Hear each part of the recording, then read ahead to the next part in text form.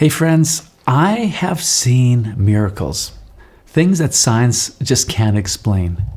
But I've experienced something else that is more wonderful than a miracle, and let me explain. Of all those experiences that I've had, and some of them incredible, I have seen the blind see.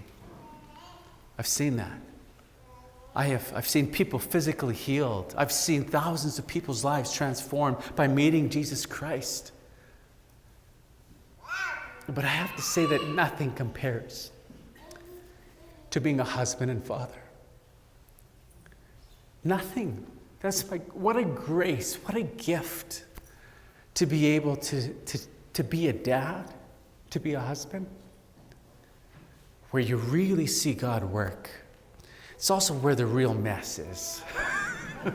You know, I thought I was a nice guy until I had kids. Oh, I was so patient. I was so generous. I was so kind, and now I don't even want to share my ice cream. It's mine. You got your own.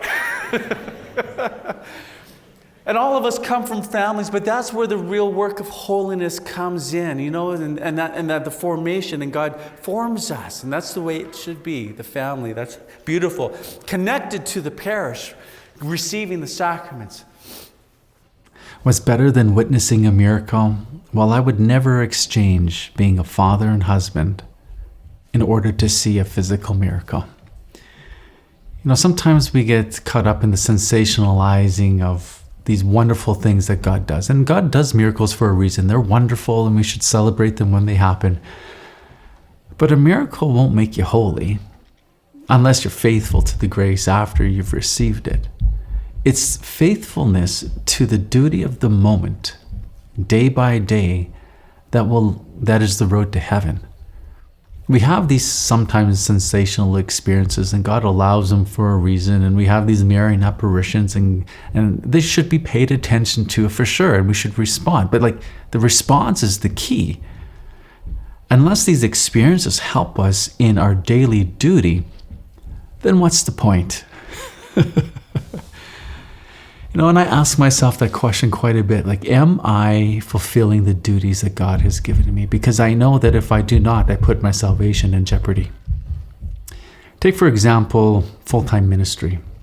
I've been a speaker within the Catholic Church doing parish missions for 20 years, and sometimes over 20 years, and I have to sometimes juggle, how much do I speak? How much do I spend time with my family? And I've had a big shift in the last 3 years, a little bit more since COVID, where I'm able to serve you this way. But I'd like to share with you 2 conversations I had with 2 other Catholic speakers, both whom I admire and look up to.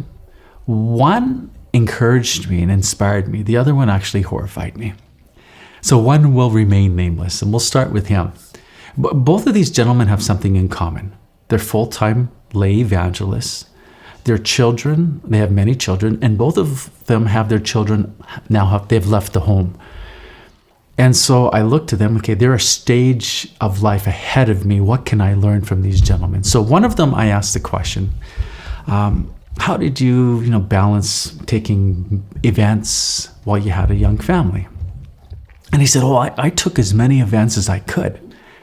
And I did as many public appearances as I could, because when I came home, I wanted my children to know their dad was doing something great for God.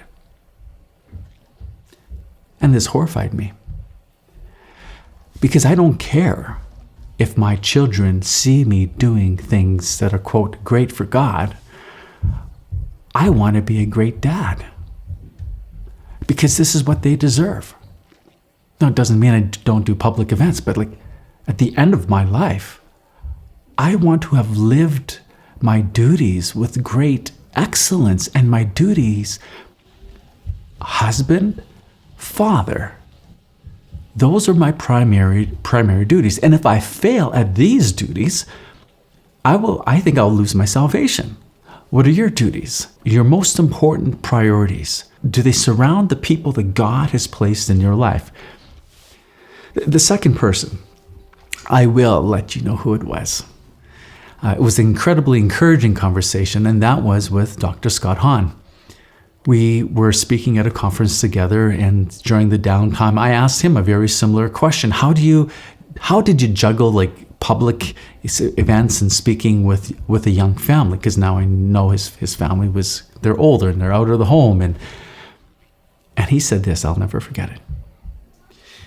He said, "You will never regret spending too much time with your family." And those words have always stuck with me. Thank you, Dr. Scott Hahn. Isn't that true? Isn't that wise? We're not going to get to the end of our life and think, oh, why did I waste all that time with my kids? Why did I spend all that time of carefree timelessness with my wife? What a waste. I could have been doing more speaking, writing more books, The point is, friends, our duties are so important. First, we need to save our family before we save the world. And so in the last couple of years, I've definitely had a shift, a reevaluation of my priorities. And practically, how has this played out? Well, I've decided that I'm not going to consider taking any more international speaking bookings until September of 2024.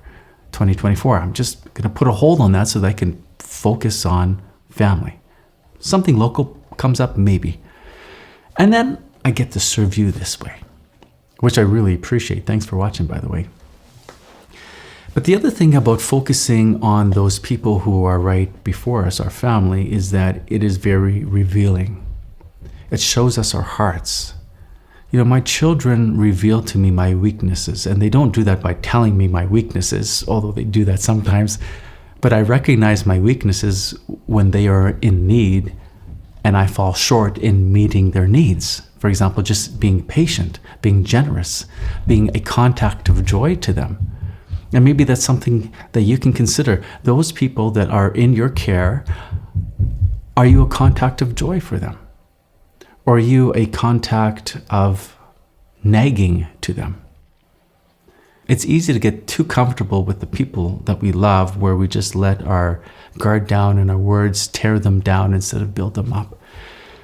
So are you a contact of joy, or are you a contact of misery? Some people bring joy wherever they go. Other people bring joy whenever they go. Which one are you? But the other thing is, when the people around us reveal our weaknesses, we need to respond correctly, and we need to improve. And those are little battles that we have during the day, but those little battles are so crucial to our growth in holiness. Take, for example, a rock. Just a big rock. What's a rock's biggest enemy? Well, some might say a hammer or a pickaxe. Destroy the rock. True. It could also be considered that the biggest enemy of a rock is not a pickaxe or a hammer, but water. Drip by drip, over a long period of time, if left unchecked, that water seeps into the cracks and then destroys the structural integrity of that rock. A little drip over a long period of time can wreak big havoc. And it's the same with the spiritual life. Little things in our life that go unchecked can eventually ruin us. This is what Saint Escriva says. The greatest danger for a Christian is to underestimate the importance of fighting skirmishes. The refusal to fight the little battles can, little by little, leave him soft, weak, and indifferent, insensitive to the accents of God's voice. So what is better than witnessing a physical miracle, something that science cannot explain? What is better is being faithful to the duty of the moment. Because when we're faithful to the duty of the moment, that is the road to heaven. So friends, be alert to the daily skirmishes that arise within your heart as you care for those who God has placed in your care. Thanks for watching. Share with me below what stood out to you and why, and a special invitation, if you want these videos by email, head over to canonjanelle.com. Every Wednesday, you'll get an email our messages. I mention this because the Canadian government is starting to censor different types of videos out there, and I think it's just a matter of time before our message falls into that category.